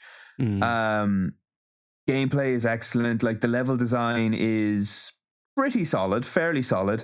It does have that very annoying thing that a lot of games of this era had, where like if you fall from a platform, like they are going to make you climb all the way back up very slowly, back up this thing that you've fallen down from, which is kind of annoying. They've got a Medusa enemy in this game which can suck balls because it's just really annoying. So she's the one who, like, turns you into stone if she stares at you for long enough, and she's kind of annoying. I think all the other enemies are really good. I just really hate the Medusa enemy because she can one-shot you if she turns you into stone. And I really like, actually, that Kratos actually has a pretty decent story in this game. Like, it's a very complete, united package. Like, if you don't take God of War 2 and 3 into account at all, this is actually a very contained, complete little package that I really like. I really like the story of the game, because you can see that, unlike, for example, God of War 3, where like Kratos was little rage machine man, and that didn't really have any kind of arc whatsoever. In this one, you can see times where he's being like, he's curious, he's remorseful, he's sometimes he's a little cunning and smarmy. Like, he's got actual emotions compared to just, I'm angry, I kill now, which is the way he was like in later games. So if anyone is wondering, like, how well does it hold up, I would say very, very well. Like, it's an excellent game. I remember the opening, which we're looking at now, being amazing as well, especially at the time. But like, it just gets you straight into the action, and it's really fun combat, like you said. Yeah, one of the best openings I think I've ever seen in a game. In doing what it sets out to do, it is 100% successful. Saying, "Hey, this is a badass game where you're going to kill big monsters and have big set pieces," and it just kicked ass. I remember that at the time as well. Yeah, I loved. Also, one thing I want to mention that it does that I don't think I've ever seen in any other game since. Don't know. Have you guys played this game to the end? Have you finished it? Yeah, I've played it. I haven't finished it, but go ahead. Sorry. Okay. Well, this isn't really a spoiler. I mean, the last boss is Ares, the god of war. That's fine. But it does a really interesting thing where you share a life bar. And if you hit him, then basically you take life off him and give life to yourself. And if he hits you, vice versa. So the last boss can go on indefinitely. Like, if you just kind of keep hitting each other and like back and forth. Like, it's only if somebody like completely overwhelms you that they can beat you, and vice versa, which I think is a really neat idea. And I've never seen any other game do it since then. Like, really neat, I thought. Yeah, it had a lot of new-ish ideas, and the way especially for a PS2 game, it used scale as well, was really like impressive at the time, and like it sort of became like obscene by the third game. Like, you're climbing up a mountain, that's an enemy or whatever. But I remember really enjoying it back in the day as well. I don't think did I even finish the third one? I can't remember, but I remember like just getting more weary of him as they went on. Yeah, I think the third game it's definitely the weakest of the trilogy, I think. I mean, it does have great spectacle and it has some of the highest moments in the trilogy, but it's kind of just a very, very prolonged epilogue to God of War 2. Yeah. So it didn't really feel worth it. One thing I also have to mention in this game, so they hadn't really figured out quick time events and stuff like that in this game. So some of it is fine, some of it's just like hit combos. It's a lot more strict than other games. But one thing that really, really sucks in this game is when you're opening doors, you have to hammer on the R2 button. Don't know if you've ever done that before, but that's a really uncomfortable button to have to press really fast. Yeah. Like, it's really, really bad. Like, I was thinking, like, who thought this was a good idea? But do you mean like present day R2 or the one on the PS2? Because am I wrong in saying they're the same, aren't they? Was the PS2 triggers, or was that just a button? Because I know on PS1 it was just a button. It was much the same on PS2, actually. Yeah, it was just a button rather than a trigger. Yeah. The version I played now was the PS3 HD remaster, and that has a trigger. Yeah, so that would have a trigger. But and I don't know if that's better. I think that's probably worse, actually. Like, I think the triggers probably are worse because you have to push them down further. So it's very, very uncomfortable. And they also have quick time events using the analog sticks, which aren't that precise. Fuck that. And that's So even though like I think it's an excellent game, like there are a couple of design decisions that are not necessarily bad, but just like of the era that I'm like, ooh, I'm glad that we grew out of that. Yeah. It looks great, man. Yeah. Like, I mean, I'm guessing this is the remaster we're looking at, the footage. But I think so. Yeah. Yeah. I'm pretty sure it is. But yeah, I mean, it looks great for a PS2 game. Even it is the remaster, but still, It was a holds late up. PS2 game, I remember. I think the PS3 was like right around the corner when the first one came out, so it was like pushing it to the absolute max. Oh yeah, because Yeah, 2 the and 3 second- are on PS3, aren't they? Are they? No, Three the is. two is on the PS2, but I remember the PS3 was out at that time, so it was released on PS2 despite the fact PS3 was out. Oh, okay. So it really was right at the very end of the PS2. But yeah, very good game. If anyone hasn't played, I definitely recommend. It's like a really fun game that like only takes about, I think it was 8 or 9 hours to beat. Really, really fun. Really tight little experience. Nice. Okay, I'm going to toss it over to Mick to tell us what his last game is. So much like last time, I'm still playing a lot of Battlefield. So I guess just to update on where I'm at with that. Still killing lads. I can't remember. I think it had just come out last time I chatted about it, but completed the story. It was the campaign. It was very meh, to be honest. Battlefield's never really been known for amazing campaigns, but like there have been good ones. I really liked. Battlefield 3 was probably my favorite Battlefield. I didn't play Bad Company, and I know a lot of people love the Bad Company stories, but and I went back and played 3 and 4 again, the campaigns before this came out, and they still hold up. 3 was I thought 3 was really good. 4 was like it was good, but it was only okay. It wasn't as good as 3. The story in this is it's not great. I'm not a big fan of like even the voice acting and stuff. It could have been so much better, I think. But anyway, that's kind of not really what we're here for. The multiplayer is the main thing, and it's still amazing as it was when it launched. There's been a lot of changes since. I think the last time I talked about it, I mentioned that there was a Battle Royale coming out. That's after coming out now since then, and it's free to play. So there's been a huge surge of players just playing that. I've tried it out as well, and it is decent if you're into Battle Royale. Like it seems to be getting a lot of retention from players and stuff, and because they've also thrown in like 1 or 2 other free modes that aren't Battle Royale, but they're part of that package, so you can play those as well if you don't want to play the Battle Royale. But yeah, they've been doing a lot of like fine tuning and tweaking of the mechanics and stuff in the multiplayer, and it's feeling really good now. There has been a bit of like controversy over when the Battle Royale came out.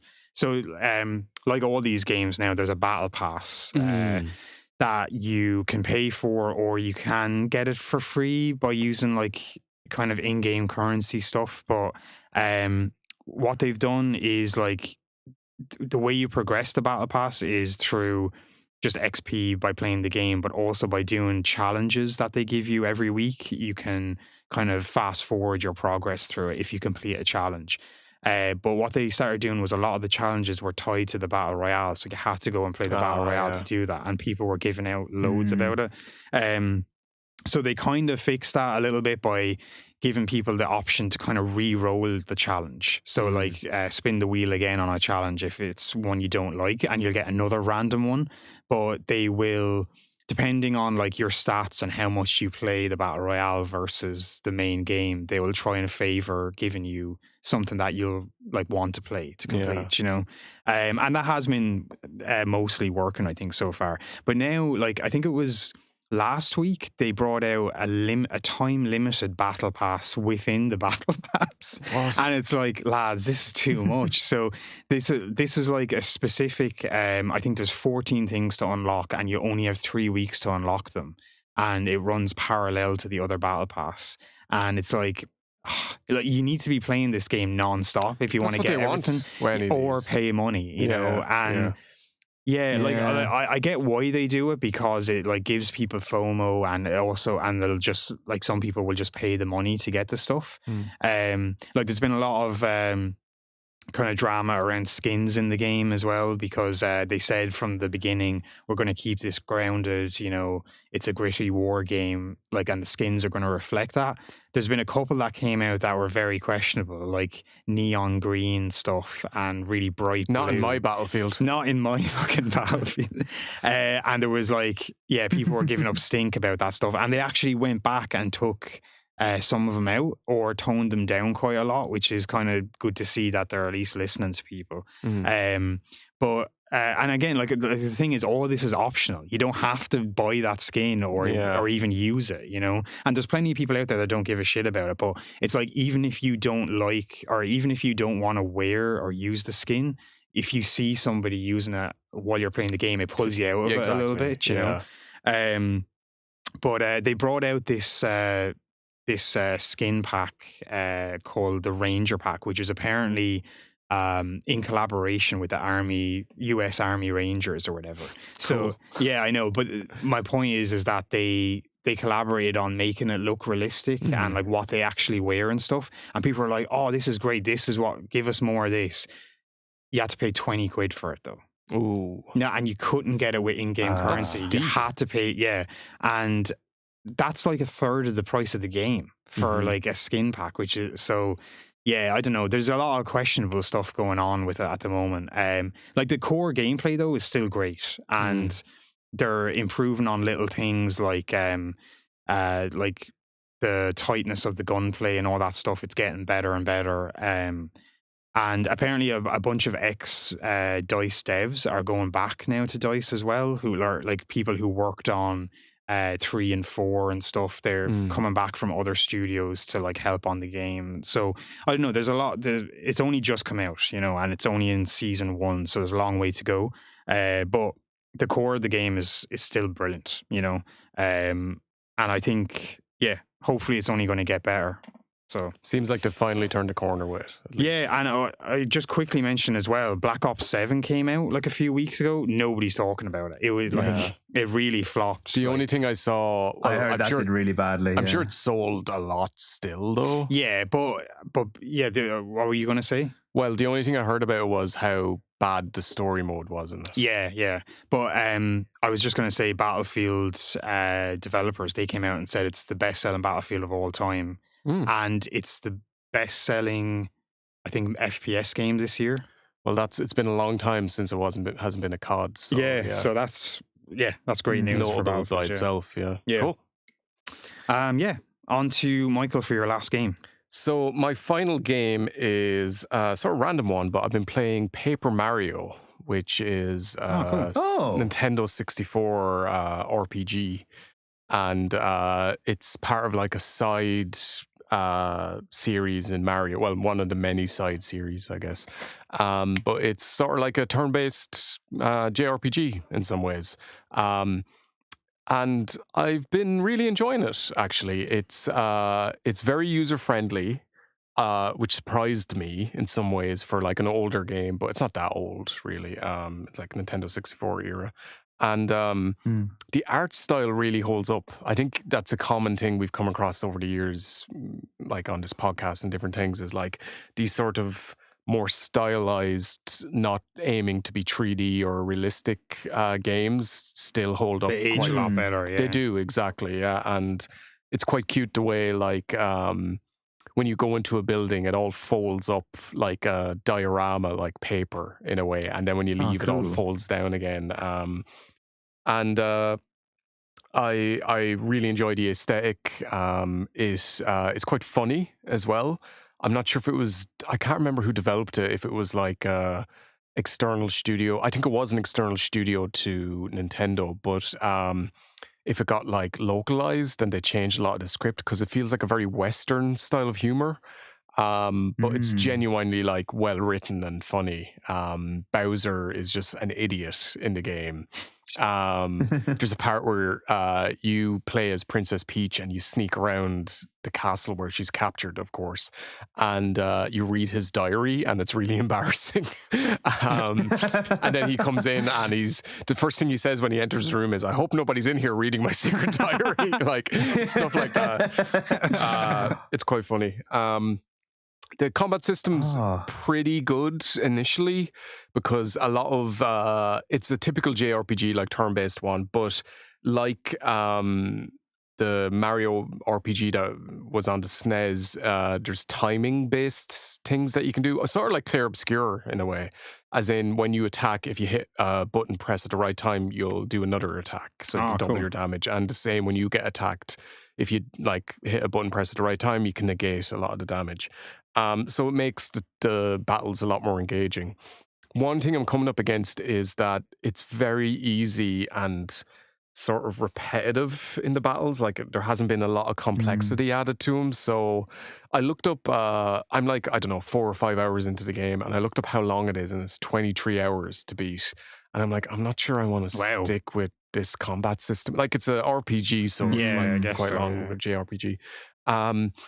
But one cool thing is that it does add a lot of inventive gimmicks to each. It's divided into chapters. So I'm on chapter 3 or 4 now. And it adds like a new gimmick to each one. So one will have a particular type of enemy that you need to hide from, or a particular way around the level that's different than the previous one. Like there's a desert which you have to navigate, which you can get lost in. So you have to follow directions that the characters give you, or little hints. Stuff like that like is really engaging, keeps you going really, and it's just all really charming. Not sure I'm going to stick with it, to be honest. That combat system is just I don't know, I'm sort of getting sick of getting into battles, to be honest, and that's not a good sign for a game this long. I remember seeing because there's a newer one, isn't it? 1,000 Year Door was the next one. That's the sequel, yeah. Oh no, but wasn't there one that released on the Switch? Am I like a... Yeah, it's a remake. That one. Right, okay, yeah. I remember seeing that when it was releasing. It looks really cool, yeah. I might give that a shot if it ever like comes down in price enough, to be honest. I'm playing this through the Switch's like Nintendo 64 emulator thing, and like pretty enjoyable, I have to say. I'm not sure whether I'll stick with it, to be honest, but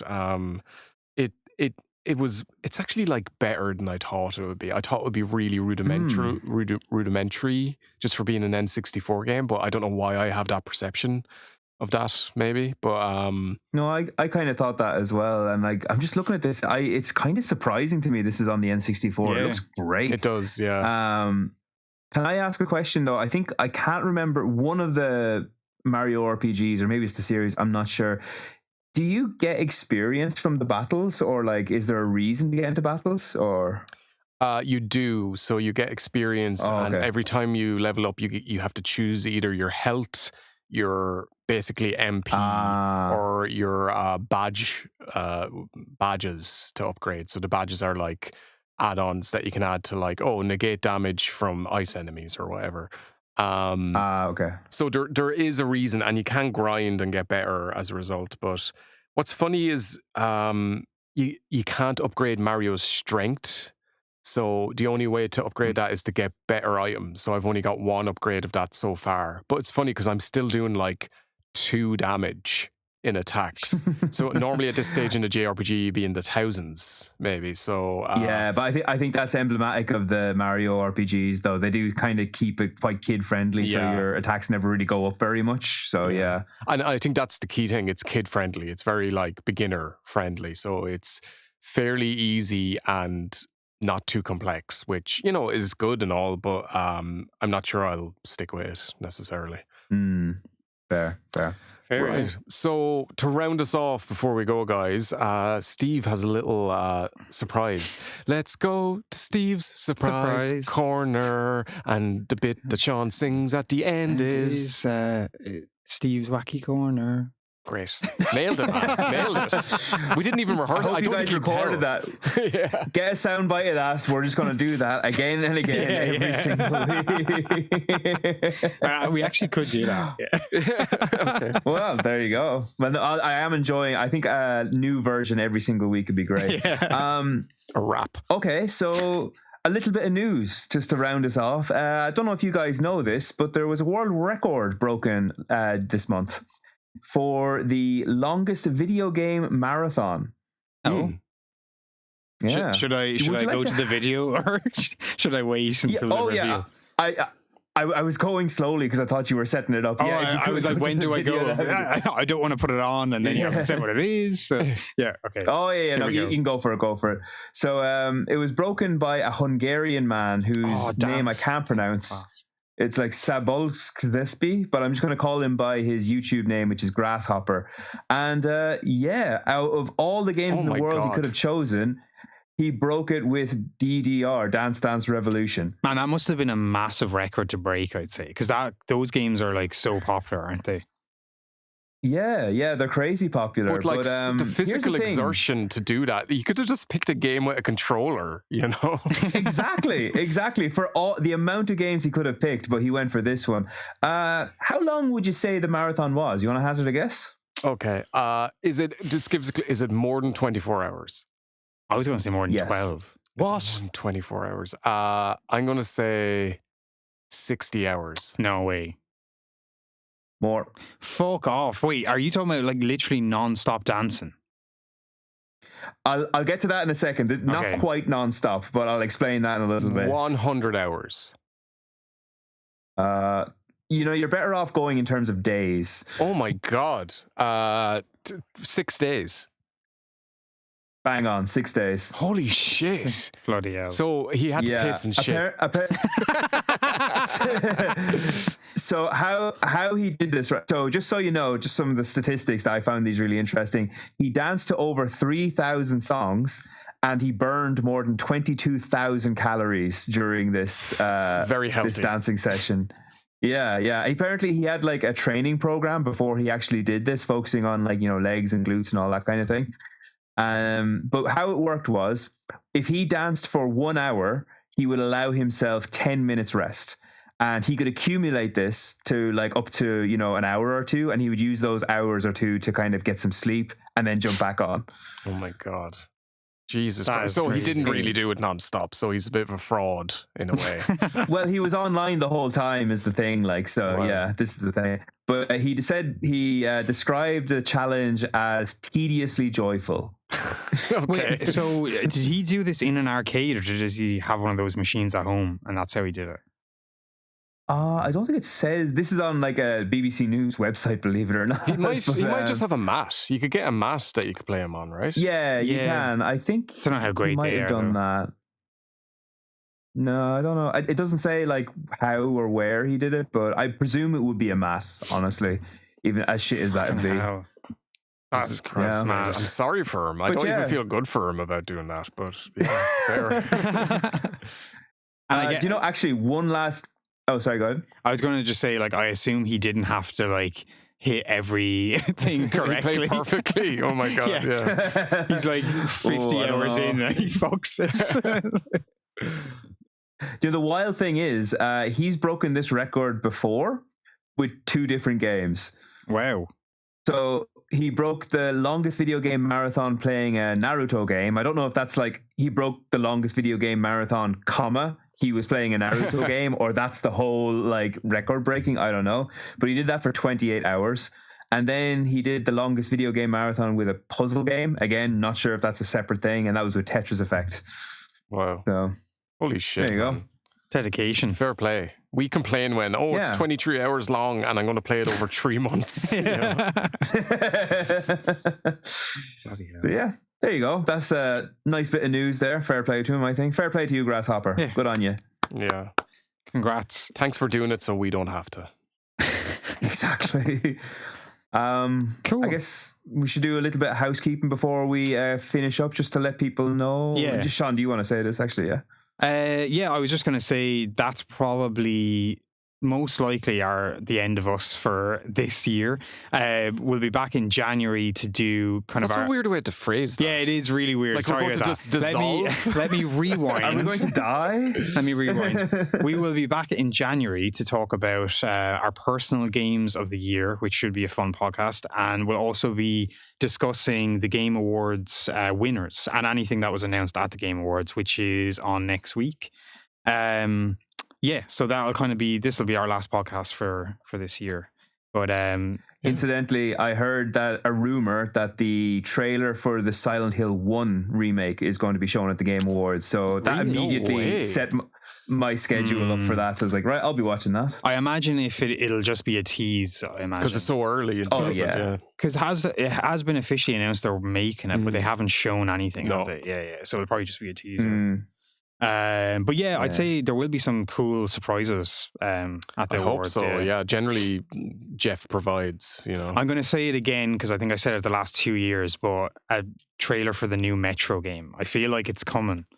Well, if you keep saying it long enough, I'm sure eventually. No, you'll be but right. there's been a lot of they're hiring loads of people and stuff. So I It's don't been know. a while since the last one, actually. Yeah. Yeah, So, 2019, I think. Yeah. Yeah. So Okay. fingers crossed. But It'd be good. yeah. Okay. So I guess we'll wrap it up there, and we'll see you in 2026, guys. catch you in January. Yeah. Good luck. All the best. You know what we should do before we finish up, though? Oh, sorry. Yeah, we're still live. Yeah. Yeah, we should mention Donkey Konga before we go. Oh, of course. That was weak. Hey, one last one in You gotta- 2025. You had gotta so get many it in. opportunities to mention it before. We were talking about a Donkey Kong game, so sorry. Yeah, but it had to be the last word, okay? It had to be the last word. Donkey Konga, let's go. Donkey Konga. Cool. Donkey Okay. Konga. We'll see you in January, guys. Bye bye. Donkey Konga.